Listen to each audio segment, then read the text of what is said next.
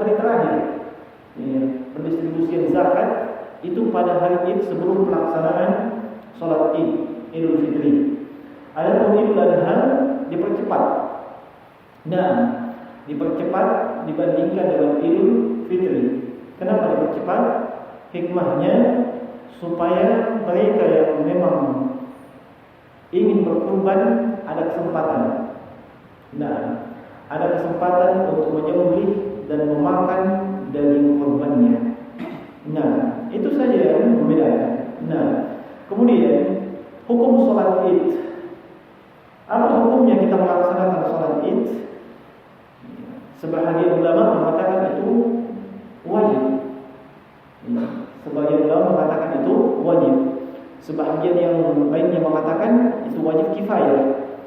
Yakni kalau sudah ada sebahagian yang melakukannya, maka gugur kewajiban yang lain. Dan sebahagian ulama yang lain mengatakan itu sunnah muakkadah, sunnah yang sangat ditekankan. Iya. Tapi mereka sepakat sholat Id disyariatkan. Nah, yang diperselisihkan hanyalah masalah hukum. Iya. Apakah ia wajib atau tidak sampai kepada tingkatan yang wajib? Dan yang saya kuatkan insyaallah taala bahwasanya salat Id, Idul Adha ataupun Idul Fitri itu sunnah muakkadah. Sunnah muakkadah dan tidak sampai kepada tingkatan yang wajib, baik itu wajib ain ataupun wajib kifayah. Alasannya saat orang Badui mendatangi Nabi sallallahu alaihi wasallam dan menanyakan berbagai kewajiban, setelah beliau menyebutkan salawatul khams, salat 5 waktu, maka tidak ada lagi tambahan setelah itu. Nabi hanya mengatakan illa an takuna tatawwuan, kecuali engkau ingin melaksanakan salat tatawwu, salat sunat, menunjukkan yang wajib itu hanyalah salat 5 waktu. Kemudian alasan yang lain bahwasanya para ulama yang mewajibkan itu berdasarkan hadis Ummu Atiyah yang Nabi sallallahu alaihi wasallam memerintahkan kaum wanita untuk keluar, yang tidak punya jilbab dipinjamkan jilbab, yang wanita haid tetap hadir pada pelaksanaan sholat Id, tapi mereka tidak melaksanakan sholat Id. Ini bukan dalil yang mewajibkan, sebab seandainya itu adalah dalil yang mewajibkan, tentunya wanita haid juga itu ada kewajiban. Tapi mereka hanya disuruh hadir untuk menyaksikan syiar kaum muslimin, syiar Islam, dan mereka tidak diperintahkan untuk melaksanakan ibadah sholat. Nah, ala kulli hal kita tidak perlu bingung dengan masalah hukum. Kita ambil saja prinsip umum. Apa prinsip umumnya? Nah, yang sholat Id itu benar, yang tidak sholat Id itu ada kekeliruan. Nah, kecuali kalau memang ia ada halangan. Nah, kemudian jemaah sekalian, yang terkait juga dengan masalah ini adalah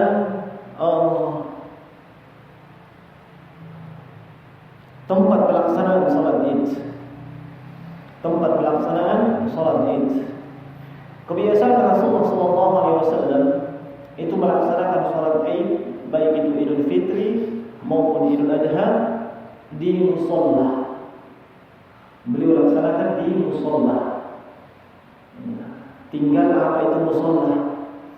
Nah, kalau kita di Indonesia musholla itu masjid kecil yang ada biasa di instansi dibangun, itu musholla. Nah, itu definisi orang Indonesia. Nah, musholla itu definisinya tempat sholat yang luas. Tempat sholat yang luas.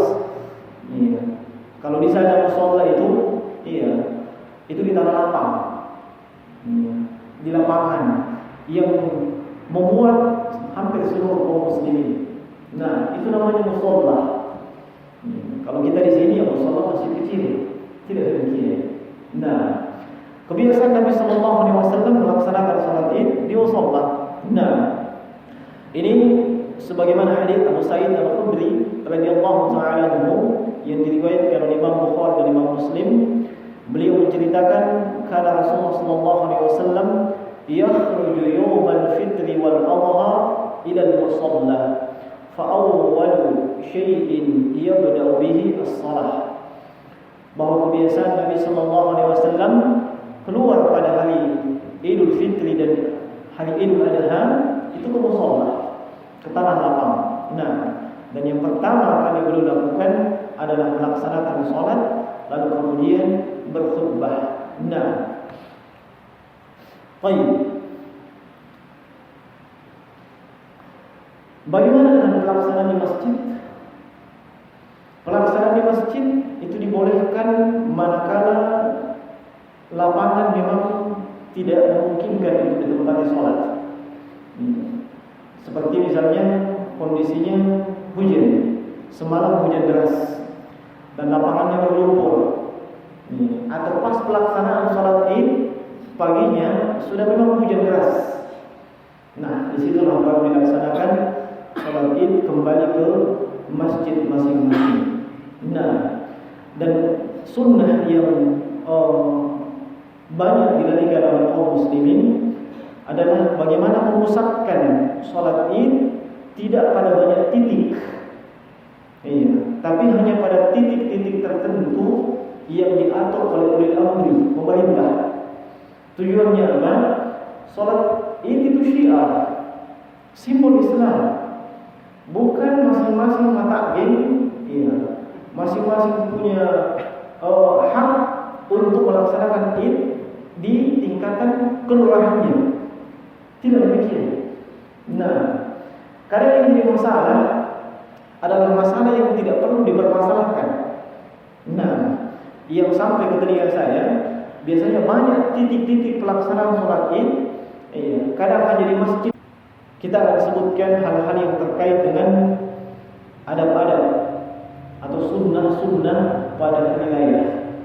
Nah, yang pertama adalah yustahabbul al-ghusla qabla al-khuruji ila al-musalla. Disunnahkan, ditekankan untuk mandi sebelum ia berangkat menuju ke tempat sholat, mandi pada hari raya. Nah, itu hukumnya asalnya sunnah, tapi bisa berubah menjadi wajib. Kapan berubah menjadi wajib?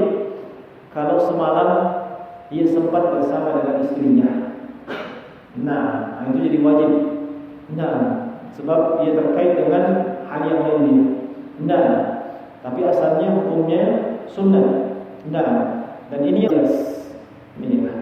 berhias dan memakai pakaian yang terbaik, memakai pakaian yang terbaik menurut syariat.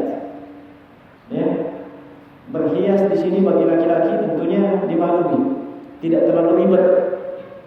Nah, memakai pakaian yang terbaik tentunya yang sesuai dengan syariat.